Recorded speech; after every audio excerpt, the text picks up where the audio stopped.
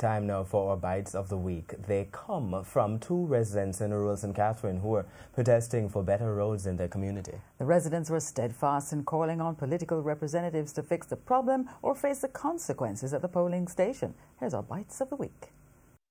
Bite of the Week. When election time, the time that they see they hug them.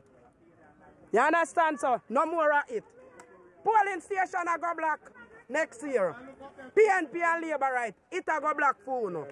Cause rubbish and a full time now. I mean, don't talk. We are no donkey. We are human being. When a 4 foot, we have a 2. We want a road, we tired to vote for no. We are tired of voting for nothing. We need the minister.